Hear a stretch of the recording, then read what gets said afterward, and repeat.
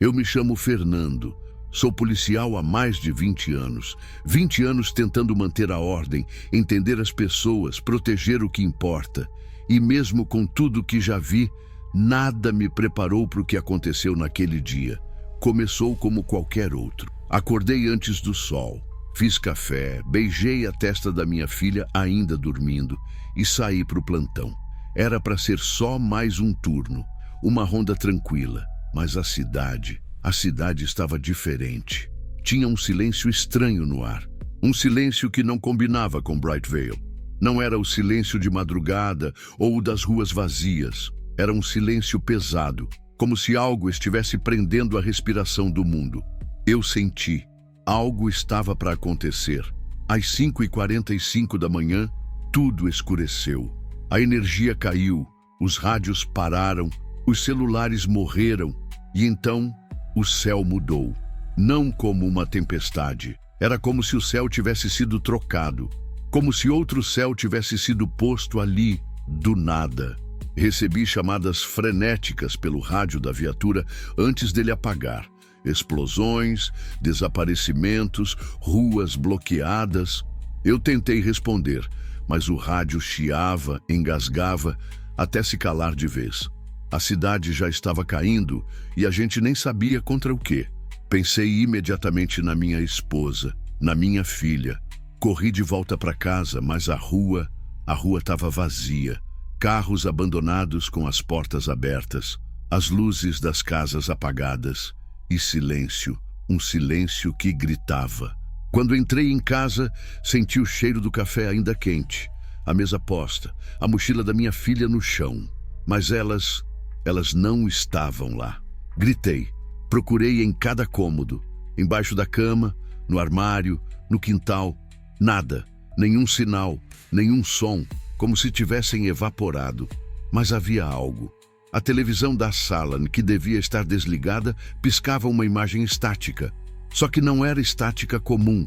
Era como símbolos, linhas em movimento, pulsando como se respirassem. E um som, um sussurro que eu não entendi. Quando me aproximei, a tela apagou. Peguei minha arma, meu distintivo, e saí de novo. Não podia perder tempo. Se elas tivessem corrido, talvez estivessem tentando chegar até a escola ou o trabalho da minha esposa. Talvez estivessem esperando por mim, em algum abrigo. Talvez, na esquina da minha rua, vi o primeiro deles. Não era humano. Alto, pálido, pele sem cor definida e olhos como vidro negro. Ele não andava, ele deslizava. E quando virou o rosto para mim, senti como se meu cérebro tremesse. Não pensei, disparei 3 vezes e as balas sumiram no ar. Ele nem piscou, só desapareceu. Assim, no ar, como fumaça ao contrário. Corri como um louco. E foi assim que começou minha corrida de 24 horas. Não por dever, não mais. Não por justiça, por amor, por elas. Eu não sabia onde elas estavam. Eu não sabia o que eram aquelas coisas. Eu só sabia que, até o fim, eu ia continuar procurando. As ruas de Bright Vale amanheciam devagar, como sempre. A névoa leve nos campos atrás do bairro, o som abafado de uma sirene distante e os primeiros passos das pessoas saindo para trabalhar. Tudo parecia normal. Mas eu vi que não era. Tinha uma mulher parada na esquina da Rua 8. Ela olhava fixamente para o céu, imóvel, como se esperasse algo. Quando passei por ela na viatura, baixei o vidro e perguntei se estava bem. Ela virou o rosto devagar e me disse: "Eles estão aqui." Fiquei em silêncio. Antes que eu respondesse, ela entrou no carro dela e foi embora. Eu anotei a placa, só por hábito. Mas depois desejei ter seguido ela. Fui até a delegacia no centro. O prédio era velho, mas resistente. Meu parceiro, Doyle, estava na sala de rádio, brincando com o sinal. Ele disse que o rádio estava cortando, como se algo estivesse interferindo. Rimos, dizendo que talvez os satélites tivessem dado problema, mas eu vi nos olhos dele. Ele também sentia. O sargento Owens, um veterano teimoso que se recusava a se aposentar, Batia na máquina de café quando as luzes piscaram pela primeira vez. Foi só por um segundo, mas foi o suficiente para gelar o estômago. Um estalo seco nas lâmpadas, um zumbido vindo das tomadas. E depois, tudo normal de novo. Tentei ligar para casa. Nenhuma linha funcionava. Não dava nem sinal de chamada. Dei uma desculpa e saí da delegacia antes do fim do turno. Algo me puxava para fora dali, como se eu soubesse, mesmo sem saber. Passei pela escola da minha filha. Portão fechado, mas luzes acesas. Uma professora do lado de fora chorava ao celular, mas não era um choro normal. Ela falava com alguém que não respondia, como se estivesse pedindo ajuda a uma parede. Fiquei para perguntar, mas algo me fez seguir em frente. O céu tinha mudado. Ninguém dizia nada, mas sabíamos. Não era mais o céu de Bright Vale. A luz do sol parecia mais branca, a sombra das árvores mais longa, e havia um som grave, constante, como um motor rodando abaixo da frequência que o ouvido entende. Eu não ouvia, mas meu corpo sentia. Voltei para casa. Aquela sensação me guiava como um cachorro farejando, e quando vi a rua vazia, o desespero começou a subir. A cena era a mesma que eu descrevi antes. Café quente, mochila no chão, mesa posta. Mas ali, naquele momento, ainda tentei racionalizar. Talvez tenham ido ao hospital, pensei. Talvez tenham ido até a igreja com os vizinhos. Qualquer coisa, menos o vazio. Peguei uma lanterna, o rádio reserva da polícia e parti de novo. Era por volta das 6h30 da manhã. As ruas agora estavam começando a mudar. Não apenas mais vazias, estranhas. Pneus furados, portas arrombadas sem sinais de roubo, latas de lixo queimadas, mas sem fogo. A cidade parecia ter sido tocada por algo invisível, como se uma mão tivesse passado por cima e arrancado as pessoas de seus lugares, sem barulho, sem luta. Na praça central, encontrei o primeiro sobrevivente. Um homem ajoelhado, coberto de sangue, olhando para o chão. Me aproximei, arma em punho, mas ele nem reagiu. Só repetia, ela virou luz, ela virou luz. Perguntei quem. Ele olhou para mim, olhos secos, e disse, minha filha estava na minha frente e, puf, a luz a levou. Antes que eu pudesse entender, algo brilhou atrás das árvores. Um flash azulado, silencioso. Fui até lá, nada. Só a marca no chão, um círculo de grama queimada e um brinquedo infantil caído no meio. Segui para o Hospital Jefferson. Tinha esperança. Minha esposa era enfermeira. Talvez tivesse sido chamada. Talvez. Mas o hospital estava fechado. Portas trancadas, janelas escurecidas e marcas de arrombamento do lado de dentro. Bati, gritei, tentei encontrar um acesso. Quando olhei por uma janela quebrada, vi corpos, muitos, enfileirados. Alguns pareciam queimados, outros apenas murchos, como se tivessem secado. A sirene do hospital tocou por um segundo. Depois, silenciou. Foi aí que vi, no reflexo do vidro, algo atrás de mim. Uma sombra, longa, fina, parada no meio da rua. Me virei, arma pronta. Nada, mas o ar estava diferente, mais denso, como se eu respirasse por um canudo. Voltei para a viatura, mas ela não ligava mais. O painel piscava com símbolos que eu nunca tinha visto. Letras, mas não nossas. Apaguei tudo e fui a pé. Por volta das 8h30, cheguei na antiga estação de trem. Estava desativada há anos, mas talvez minha esposa tivesse pensado em ir até lá. Era onde a mãe dela trabalhava antes de falecer. A estação estava aberta, mas vazia. Papéis voavam, bancos quebrados e nos alto-falantes uma voz metálica, distorcida, dizendo: Bright Vale será avaliada, presença confirmada, observação iniciada. Não sei como não enlouqueci naquele momento, mas continuei. Ainda havia lugares a procurar, ainda havia tempo. Era só o começo. Era por volta das 9 da manhã, quando os céus de Bright Vale deixaram de ser apenas estranhos e começaram a ser ameaçadores. Aquela sensação de algo errado virou certeza.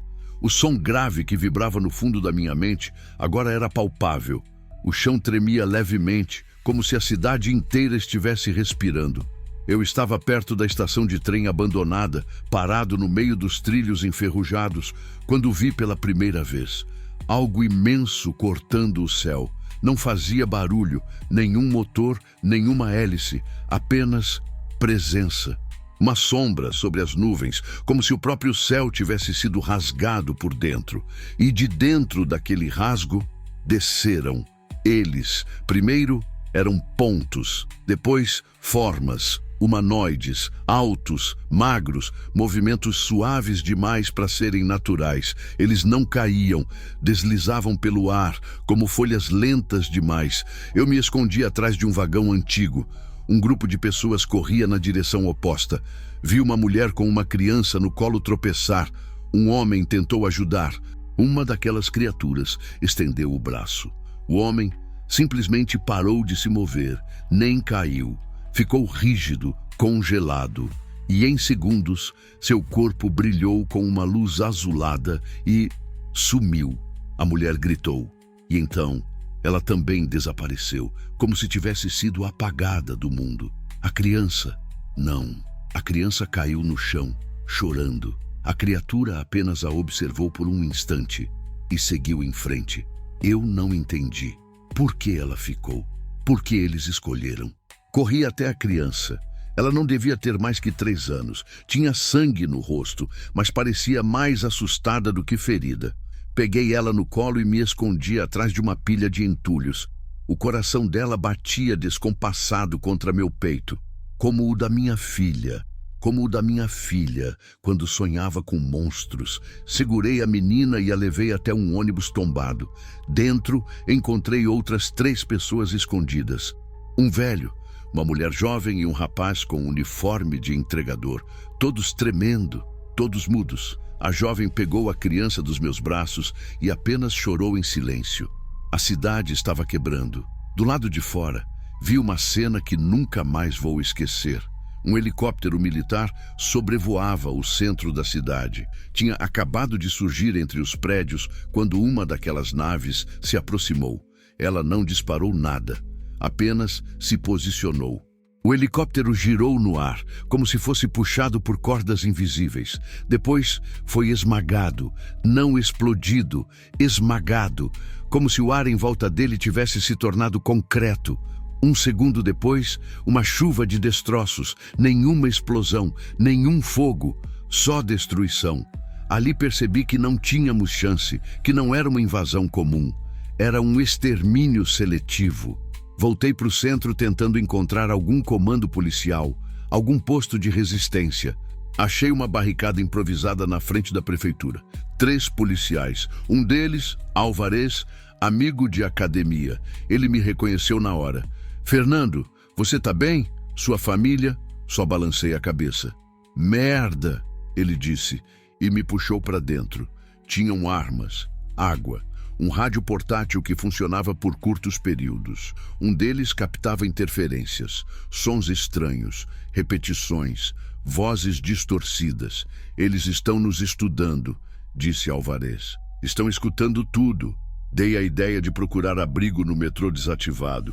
Era profundo, talvez as interferências não alcançassem lá embaixo. Mas antes que saíssemos, algo aconteceu.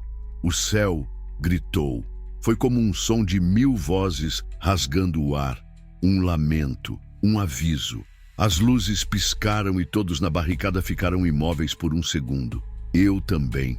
O tempo pareceu parar. E quando voltou, Álvarez estava no chão, não ferido, morto, sem marca, sem sangue, só morto. Os outros fugiram, eu também. Peguei uma das armas e corri. A cidade não era mais Brightvale, era um campo de teste, um teatro de horrores. Passei pelo edifício Arken e vi um grupo de pessoas correndo para dentro. Lá dentro, alguém gritava no rádio. Eles estão entre nós, eles estão infiltrados. Não esperei para descobrir. Na rua, vi uma transmissão numa das poucas televisões de vitrine ainda funcionando. Era uma voz, codificada. Alguém chamando por Shade. Dizia: se você ainda está transmitindo, nos avise. Eles estão nos escolhendo. A mesma frase que ouvi no rádio do carro.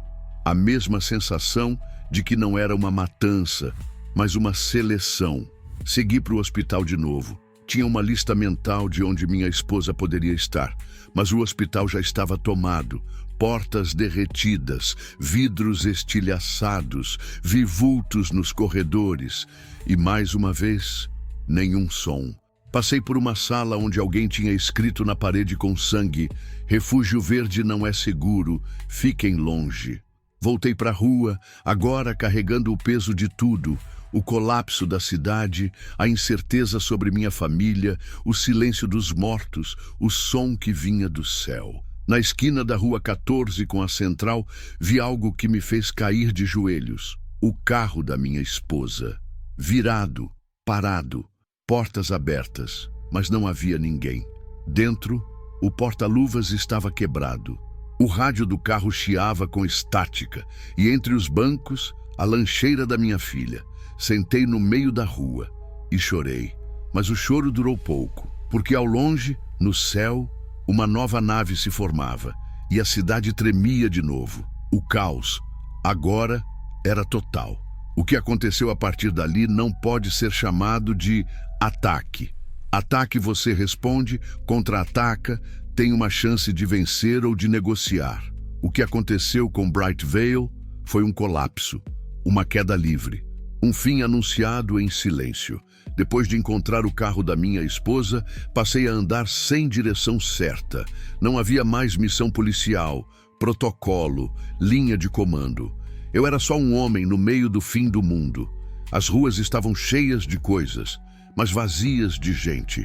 Carros batidos, alarmes ainda tocando, portas abertas, luzes de emergência piscando, mas sem passos, sem vozes. Um mundo paralisado. Foi então que ouvi os primeiros gritos. Vindo do lado norte da cidade, do shopping center, corri até lá, atravessando um beco onde as sombras se moviam sozinhas. Juro por tudo que é mais sagrado, as sombras se mexiam. Não havia ninguém ali, mas elas tremiam no chão, como se algo invisível passasse por cima. Quando cheguei no shopping, o estacionamento estava em chamas, mas não eram chamas comuns, não havia calor, só uma luz azul pulsante que vibrava no ar como se fosse viva. Vi um grupo de civis correndo, cercados por 3 daquelas criaturas. Uma mulher tropeçou, caiu e antes que tocasse o chão, sumiu. Os outros gritaram, mas seguiram correndo. Eu gritei com eles. Tentei puxá-los para dentro de uma farmácia próxima, mas apenas um me ouviu. Um rapaz jovem, ainda com farda de mercado, sangue seco no rosto. Ele entrou comigo, trancamos a porta com uma estante e nos abaixamos. A respiração dele era como a de um animal preso. Tremia sem parar. Meu nome é Fernando, sou policial. Você está ferido? Ele murmurou. Eles olham dentro da gente. Eles sabem. Não conseguia entender de imediato. Mas depois compreendi. As criaturas não atacavam à toa. Não era aleatório. Elas escolhiam, observavam, julgavam. Dali vi a queda da torre do relógio do centro. Uma das criaturas levantou a mão e a estrutura tremeu como gelatina. Depois colapsou inteira, como se o ar ao redor tivesse ficado pesado demais para sustentar o metal. Fugimos pelos fundos da farmácia. O rapaz, cujo nome nunca soube, me seguiu por algumas quadras até uma escola abandonada. Lá dentro, mais pessoas. Um pequeno grupo. Famílias, idosos, 2 policiais de outra cidade. Todos assustados. Uma mulher me perguntou se o exército viria. Eu não tive coragem de responder. Vocês ouviram aquilo? Alguém disse. A transmissão? A voz. Todos se calaram. No fundo da sala, uma caixa de som portátil chiava, mas entre os ruídos havia uma voz. Não sigam para o refúgio verde. É um funil. Eles querem os submissos. Eles querem os obedientes. A voz parou. E por um momento, todos olharam uns para os outros como se tivessem ouvido o próprio destino. Shade, Alguém sussurrou. O nome já circulava como lenda entre os sobreviventes. Uma voz misteriosa, uma espécie de resistência. Eu não sabia quem era, mas agradecia pelas mensagens. As horas seguintes foram uma sequência de corridas, escondidas e perdas. Um a um, os que estavam comigo desapareceram. Uns foram levados diante dos meus olhos, outros se perderam na névoa que caiu sobre a cidade no fim da tarde. Sim, uma névoa, densa, metálica, tinha cheiro de ozônio e de ferro, e tudo que tocava parecia silenciar. Dentro dela, os sons morriam, nem passos, nem vozes, nada. Atravessei essa névoa com uma lanterna e o que restava da minha fé. Em certo ponto, ouvi um choro. Segui até uma garagem onde encontrei uma criança escondida entre pneus. Era uma menina de uns 7 anos, tremendo. Ela me olhou como se eu fosse o último ser humano da Terra. Segurei sua mão e disse: "Eu sou o Fernando. Vou te tirar daqui." Ela não falou, só me abraçou com força. Tentamos sair da zona da névoa e encontramos um grupo pequeno nos esperando do outro lado. 3 adultos e um adolescente com um rádio militar. Estavam tentando captar algum sinal das bases. "Tentamos a base 27, mas está morta", disse um deles. "Só ruído, nada responde. Diz que conhecia o local, que podíamos tentar de novo."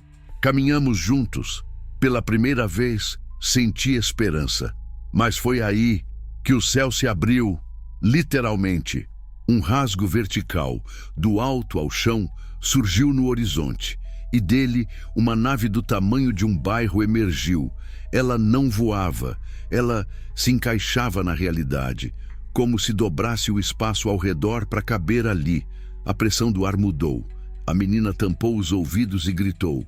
Os adultos também. O rádio explodiu na mão do garoto. Corremos como animais acuados. Me separei do grupo em um beco. A menina caiu. Voltei, peguei ela no colo e continuei. Quando olhei para trás, os outros não estavam mais lá. Nem mortos, nem feridos. Só ausentes. Chegamos até um galpão industrial abandonado. Dentro, encontrei velhos equipamentos de solda, trilhos enferrujados, um gerador apagado. Me escondi ali com a menina. Ela adormeceu no meu colo. Eu tremia, mas não por medo, por impotência. Lá fora, o som do mundo morrendo, mas também uma nova voz. No rádio da viatura quebrada próxima dali, surgiu uma transmissão. "Colmeia 0, origem do sinal. Eles não nos querem mortos, nos querem calados." Era Shade, de novo. A menina acordou, me olhou e perguntou: "A minha mãe está com os outros?" Não tive resposta. Olhei o céu pela fresta da parede. As naves estavam paradas, esperando. A noite caiu sobre Bright Vale sem aviso. Não foi um pôr-do-sol normal. O céu não escureceu com o tempo. Ele simplesmente apagou. Como se alguém tivesse virado um interruptor gigante no céu. A menina dormia de novo, o rosto sujo contra meu peito. Eu não sabia seu nome, ela não sabia o meu, mas o silêncio entre nós era mais profundo do que 1000 conversas. Era o silêncio dos órfãos da mesma tragédia. Depois de horas escondidos no galpão, ouvimos vozes, humanas, fracas. Me aproximei com cuidado e vi 3 figuras com lanternas fracas tentando entrar em outro setor da construção. Esperamos. Quando percebi que eram civis, me revelei com as mãos levantadas. "Sou da polícia, não vou machucar vocês." Um deles era um homem de uns 50 anos, com um olhar desconfiado e um canivete na mão. A mulher ao lado dele segurava um saco com comida. O terceiro era um rapaz mais novo, com uma arma improvisada feita com pedaços de cano. "Polícia?" o homem murmurou. "A polícia morreu junto com a cidade. Eu estou procurando minha família e protegendo quem posso no caminho." Ele olhou a menina, depois olhou para mim. Depois de alguns segundos, abaixou o canivete e me fez um gesto com a cabeça. Entramos todos no mesmo espaço. Ali, entre pedaços de metal velho e cheiros de ferrugem, dividimos comida e silêncio. O grupo deles tinha se formado ao acaso. Encontraram-se durante uma fuga pela área industrial, foram atacados, perderam 2 amigos. Eles tinham suprimentos, um pouco de comida enlatada e garrafas d'água. Um deles tinha um walkie-talkie que ainda captava sons esporádicos, a maior parte interferência, mas às vezes palavras. Ficamos juntos por algumas horas, até que a confiança começou a se desgastar, como sempre acontece quando o medo é maior do que a comida. O mais jovem, chamado Julian, queria sair logo. Disse que o Refúgio Verde era o único lugar onde ainda havia luz, que talvez houvesse médicos, proteção, explicações. Eu falei do que vi, das mensagens, dos alertas de Shade, mas ele não quis ouvir. Você quer acreditar num fantasma, beleza? Eu acredito no que posso ver, e o que eu vejo é que lá tem luz, aqui tem rato e ferrugem. A mulher, Denise, concordava com ele. O mais velho, que se chamava Malik, nome que reconheci do rádio, alguém havia mencionado um homem autoritário com esse nome, parecia dividido. Ele observava tudo em silêncio, medindo palavras como se cada uma fosse uma decisão de vida ou morte. Quando a menina acordou e pediu água, Malik olhou para mim e disse: "Ela não é sua, é?" "Não, mas alguém precisa cuidar dela." Ele assentiu. E então, pela primeira vez, se abriu. "Tive uma filha. Perdi ela na estrada. Uma daquelas coisas levou, sem som, sem chance. Um segundo, ela estava no banco de trás. No outro, só o brinquedo dela caiu no chão. Eu parei de acreditar ali.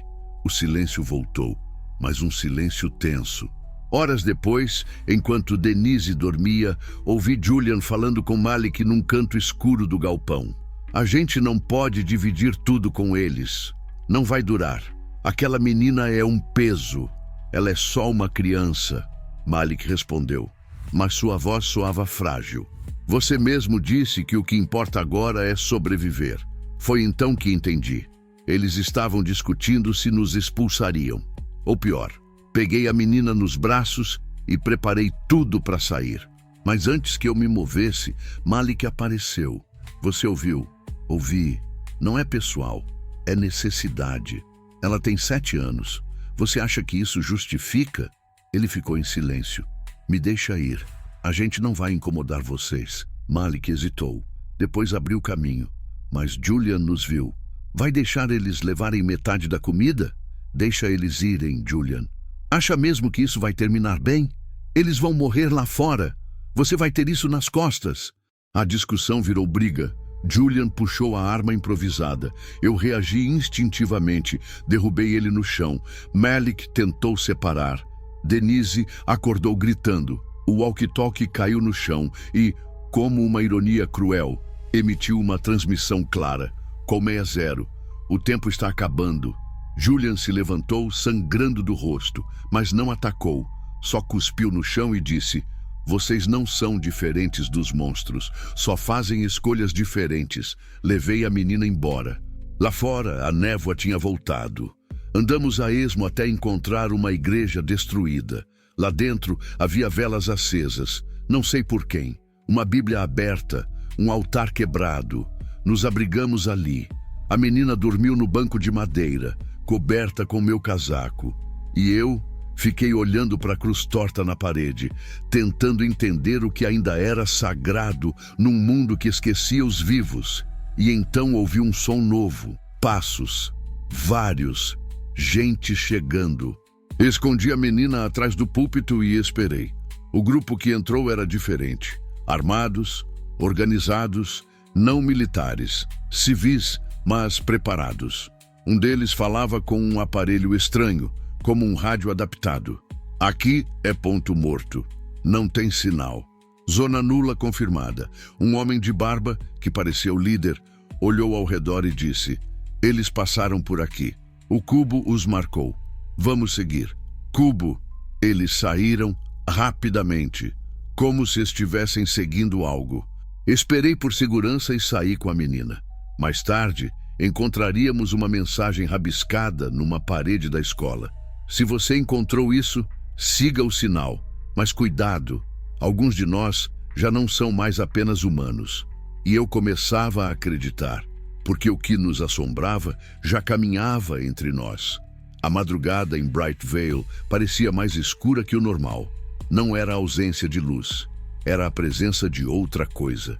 Como se a própria escuridão estivesse viva, se movendo pelas ruas, observando quem ainda restava.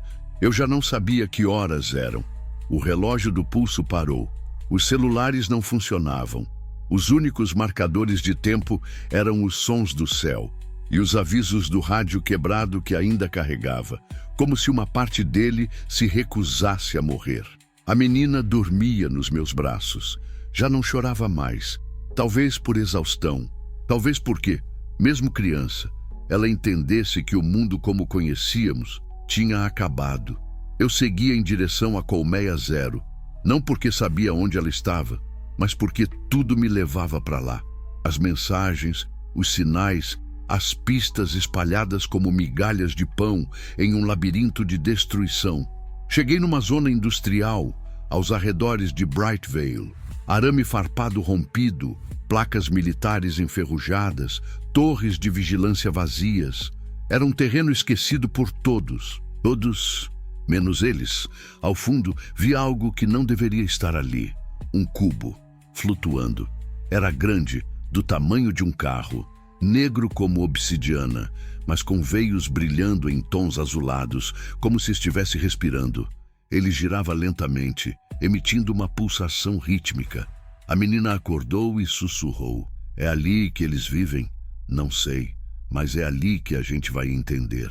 Ao redor do cubo, o ar parecia mais denso. O chão tremia sob os pés. E então, ele reagiu à nossa presença. Um feixe de luz azul nos escaneou. Não doía, mas era como se minha alma estivesse sendo medida. Então, do chão, surgiram eles. 3.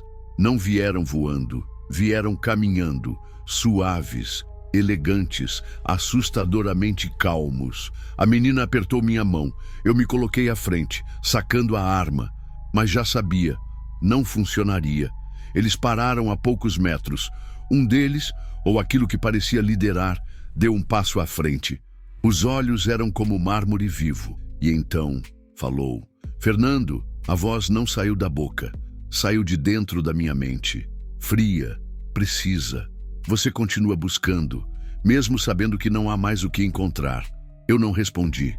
Só apontei a arma. Sua filha está segura. Sua esposa... Não. Minha mão tremeu. Como você sabe o nome delas? O ser inclinou a cabeça, como quem observa uma criança fazendo birra. Porque você grita por elas em cada pensamento. A luz do cubo aumentou. A menina recuou, assustada. E então, vi o que jamais conseguirei esquecer. Imagens, não como memórias, mas como transmissões, como visões jogadas na minha mente. Vi instalações subterrâneas sendo construídas décadas atrás. Vi humanos apertando mãos com figuras encapuzadas. Vi arquivos sendo queimados, crianças sendo observadas desde antes de nascerem. E então, vi minha esposa. Ela estava em uma maca, inconsciente, dentro de um domo de luz. Ao redor, 3 criaturas a examinavam. Ela não estava morta, ela estava sendo estudada. Por que ela? Eu gritei. Ela viu, ela sabia, ela sonhou antes da invasão. Era sensível. Ela é enfermeira, uma mãe, uma esposa, gritei. Justamente, por isso foi escolhida. O cubo começou a girar mais rápido. E uma voz surgiu, não deles, mas de outro lugar, do rádio que carregava.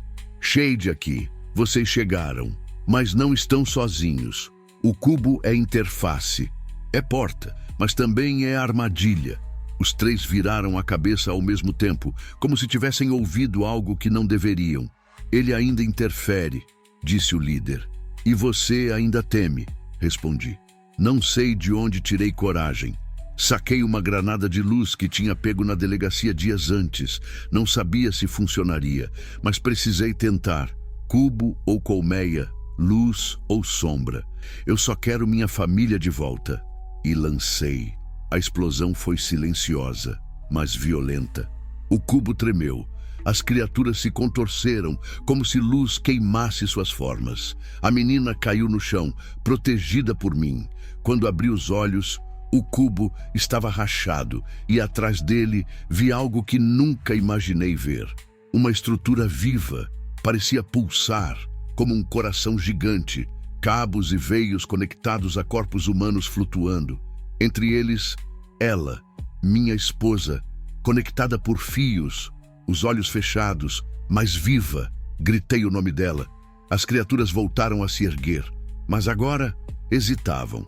Shade falou de novo. Corte a linha, desconecte o pulso, você sabe onde. Olhei para a estrutura.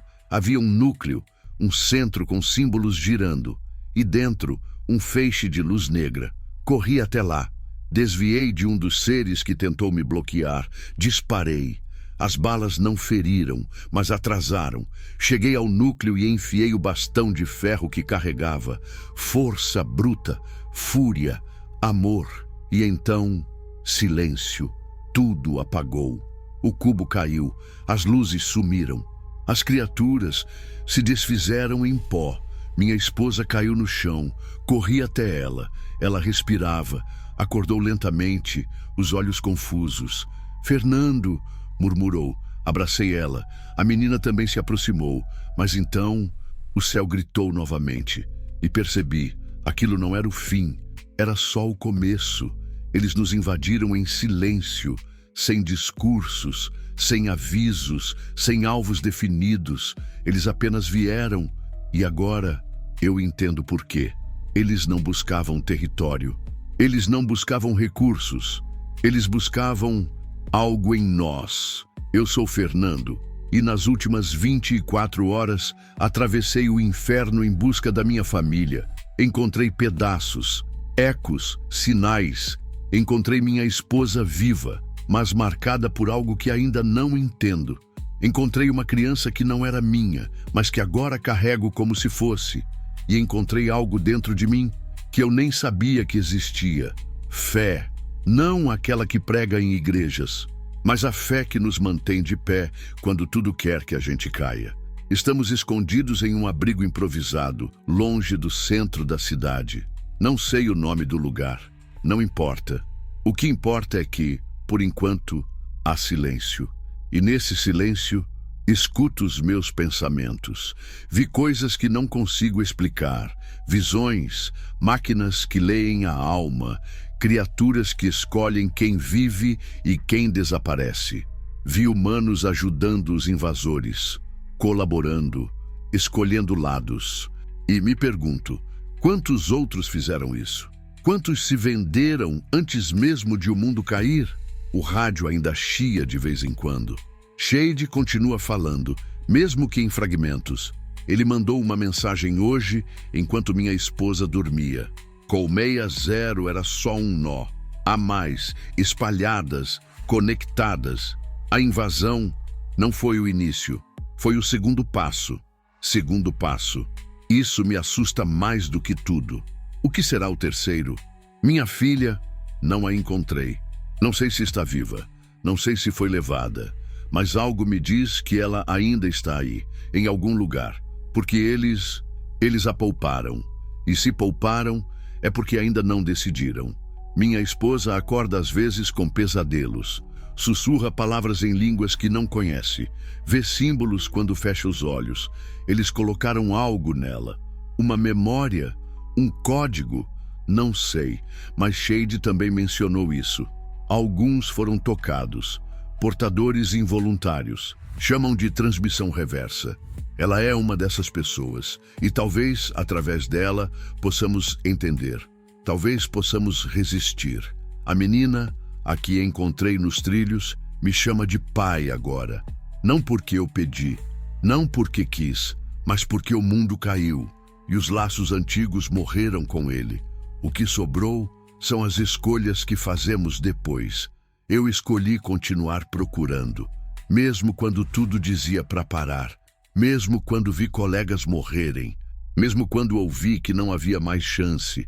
E é isso que me faz escrever essas palavras, mesmo que ninguém leia, mesmo que este diário acabe nas mãos de outro policial ou de uma criança em outro abrigo.